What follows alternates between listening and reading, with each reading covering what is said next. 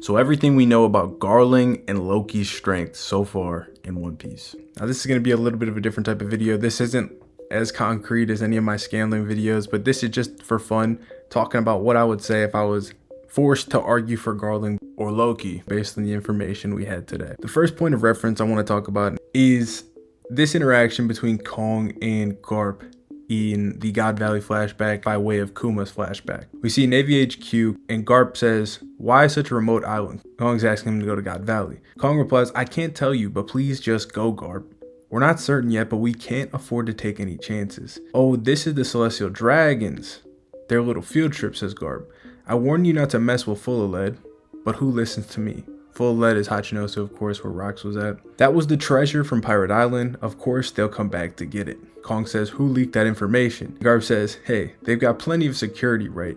Why the fear?" Kong finally says, "Well, the thing is, we didn't think Roger would get involved." And that's when Garp decides to go. Now, the point of interest in this is that, for one, Garp believes that the security at God Valley was enough to deal with the Rock's pirates. And Kong also agrees with this. By way of what he says after, "We didn't think Roger would get involved." So this basically tells us that the only reason he calls Garp is because Roger was going. So that means that whoever he had stationed on God Valley was already there for preparation to take on the Rock's pirates if they had pulled up. Now, the interesting thing about this is that we have no confirmation of any admirals during this time aside from Sengoku, and he's never been shown there. It doesn't mean he couldn't have been there, but he wasn't obviously with Garp when he showed up, and we don't see any images or hear anything about Sengoku firsthand being there. We also don't even know if there were any other admirals at the time that would be there. However, we do know one specific fighting force that was there that is confirmed to have fought at God Valley. In Oda's new interview talking about some of the mysteries of One Piece, he was asked the question, during the God Valley incident, St. Garling went and confronted the pirates, but how strong truly is he? Oda replied, "He's strong. There's a reason for his strength." So Oda, of course, corroborating the fact that this guy is serious, which a lot of people have already deduced and guessed. But then you also have this piece, which states, "Without backing down, the God's Knights go into battle against the legendary pirates. What is the secret behind their being part of nobility while possessing strength at the same time? Pay close attention from here on out to the actions of Garling, who has finally risen to the rank of the 5 elders." And of course, we see the manga panel of Garling getting the people in line. Him, of course, being the one we believe to be the strongest. He was the one that always won the tournaments and everything like that. And obviously, he's the one with the statement of being strong. He was obviously taking charge. So it leads us to believe he's probably the strongest of them. He obviously rose to become the supreme commander and is labeled the champion of God Valley for what he did. Taking these two things into account, knowing that these guys fought and knowing that there was a security detail that both Garp and Kong viewed as sufficient enough to fight with Rocks, you can make a serious argument that the world government was actually confident in the Holy Knights going toe-to-toe with the Rocks pirates. Now, when you look at the picture, it looks like there's 9 Holy Knights at God Valley. This kind of is backed up by dragon silhouettes, where in that there's also 9 silhouettes, and Dragon's statement actually holds some weight here to add even more credence because he believes that these are a formidable enemy that will be crucial in the war. Now, when Rocks arrives, before Garp was even known to be there, Garling took full command of the situation, and he instructed everybody to pull back the Marines, the sailors, and have them guard the Celestial Dragons. He was prepared to go take on Rocks with just his crew, his Holy Knights. This is pretty great betrayal, and honestly leads to more credence that this could have been the security Kong and Garp were referring to, especially because it doesn't seem like anybody was thinking of an admiral being there or anything like this. And when Garp arrives, the other Marines are like, "Oh, we're saved, thank God." Is Garling really on par with like Roger, Rocks, and Whitebeard and all them? Very possible.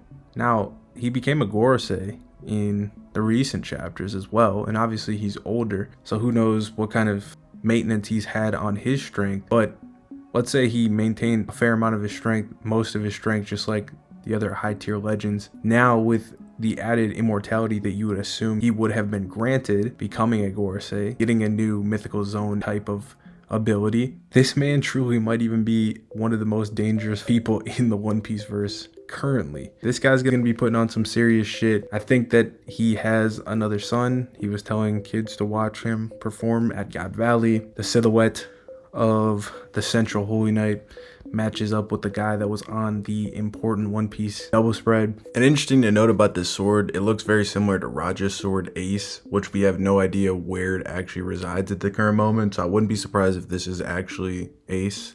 And outside the box, if this guy doesn't end up being Garling's son, like legitimate son, if you are under the assumption that they tried to clone Whitebeard and made Weevil, and he was a faulty clone, wouldn't it be crazy if they also tried to clone Roger, and this guy is actually the clone of Roger, now working for the Celestial Dragons, wielding his sword? Just a wild theory to throw out. Holy Knights are going to be something serious. Not sure if all of them are going to be Yonko and Admiral level, but definitely the upper echelon ones, I believe, will be Garling and his son for sure. What do you think about how strong Garling is? Do you think that he was the one that gave Whitebeard the scar on his chest that when met with Shanks, he remembered?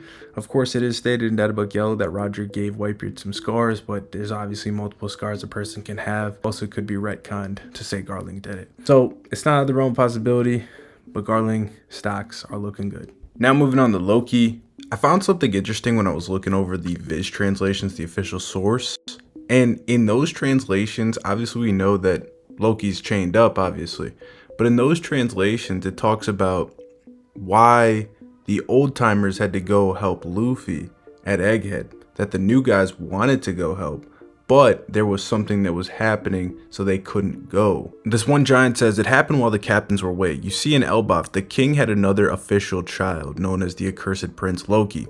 He committed all manner of evil acts and was sentenced to crucifixion a few years back. We got this revelation in this chapter that it was 6 years ago that he was tied to the tree. But he nearly escaped his punishment, and it took all of our warriors to get him under control. Now, initially, I think people were under the assumption that it took all the warriors of Elbaf to defeat him. But this is telling us that it took all the warriors of Elbaf to simply prevent him from escaping. Meaning, he would have still been sea stone cuffed. He would have still been locked to the tree. He was just getting ready to get out of it. If what I'm reading is correct, and I could be wrong, that would be insane, because if he still had Sea Stone, he would not have had access to the Legendary Devil Fruit to use, nor his weapon, which seems to be a giant hammer, which is probably Mjolnir, and it actually looks like it's a black weapon. Now, it could obviously just be the aesthetics, could just be what it normally looks like, but imagine that this is like the same kind of process as making a black blade, and we get those revelations this arc. Peak. But no weapon, no devil fruit, still weakened by Sea Stone. And if that's the case, taking all those warriors to just stop him while massively nerfed is way better than it was previously if it just took all those warriors to outright defeat him. It's also possible that he got free completely and they beat him and tied him back up. Now, this giant that was giving this recount of the events goes on to say, the next time that Loki, the accursed prince, is unleashed, the world will be brought to ruin. That, in my opinion, corroborates what I'm saying, that it wasn't a full power Loki, that he was only in the process of escaping, because he believes if he fully gets unleashed, it's over. Now, obviously, this is a knowledge claim, and obviously we're not going to take this seriously. Like, the world will be in ruin. There's so many other people out there that could handle this. But it's a pretty good statement and indicator that he doesn't think that the giants of Elbaf, even altogether, would be able to stop him if he was fully released. If you take that under consideration, him being tied up 6 years ago, and when Shanks became a Yonko, lines up perfectly. He became a Yonko 6 years ago. Imagine it's a situation where beating Loki propelled Shanks to the Yonko position. That would be wild, and I'd love to see it, and that could be potentially why Loki has ill will towards Shanks, who he calls a cowardly pirate, in jest toward Luffy, which he later rescinds. Also, another interesting little feat for Loki in the most recent chapter, Luffy was loading up a Gear 4 punch when he was talking bad about Shanks, Loki that is, and Loki was capable of dodging this. Now, this is while being Sea Stone chained to the giant tree, so he has limited mobility, and it's in question whether or not he can actually even use observation Haki. This is a pretty heated debate because it's spurred on by Luffy in chapter 935 saying he was unable to use Haki when cuffed with Sea Stone in Udon. The weird part though is that in Yamato's Viva card it does state that she was cuffed with Sea Stone and she was using Haki while cuffed. She fought with Ace and was able to damage Ace, who's a Logia. Had to be using Haki for that, especially given that she's making direct contact with Ace's fist here as he's using his Logia powers. You also see her outright just use Haki on her Thunder Bakugan's ulti while cuffed. Luffy also physically makes contact with her cuffs to break them using Haki. So it's weird. So if that is true, if Yamato is Sea Stone cuffed, then you can use Haki interacting with Sea Stone. With that being said, the Viewer cards are sometimes just straight up wrong. So people could argue that it's contradicting the manga, which obviously is the primary source. Therefore, Luffy's statement would hold more weight. It's just going to be a slippery slope on what you think is correct.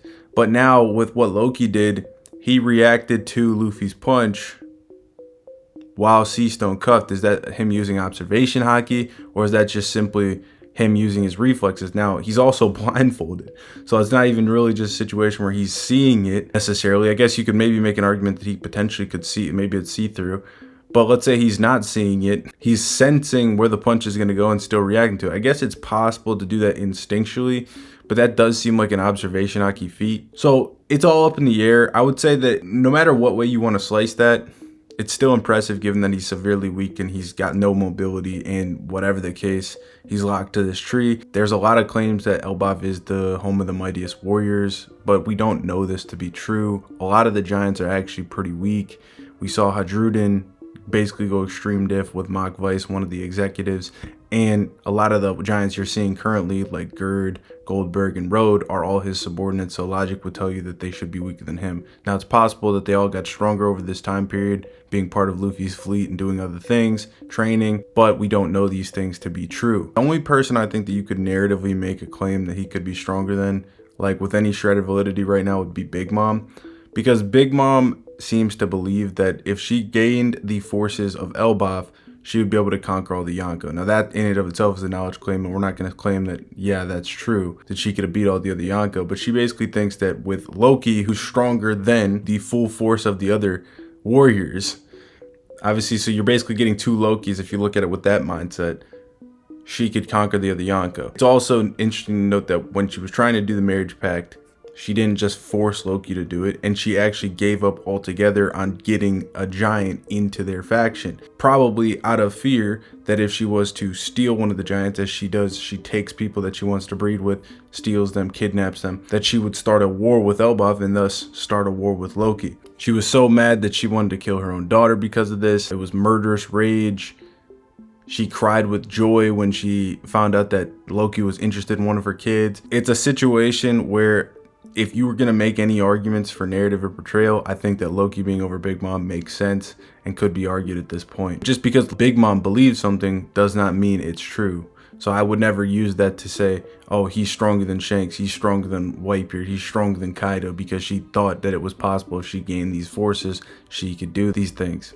And for the same reasons, that's why I don't take Loki stating that he could beat any pirate, essentially, that Luffy wants, as valid. We saw characters like Don Krieg, after seeing Mihawk, say he was the strongest man in the world. We've seen this time and time again. So unless we see feats or get an omniscient narration statement of something, we're not going to take that as law. He believes he could beat any pirate. He could be lying. We don't know. We don't know any of the nature that he's talking about. He called Shanks a coward, but he then rescinded that, said he was joking. We know he has had an encounter with Shanks. So you could say, well, even after an encounter with Shanks and seeing him use Conqueror's Haki, because it was confirmed that he used Conqueror's Haki at some point in that interaction by the subordinates, he still believes he could take down not only Shanks, but his whole crew. He's obviously seen Big Mom. We don't even know if he knows that Big Mom's potentially out of the picture.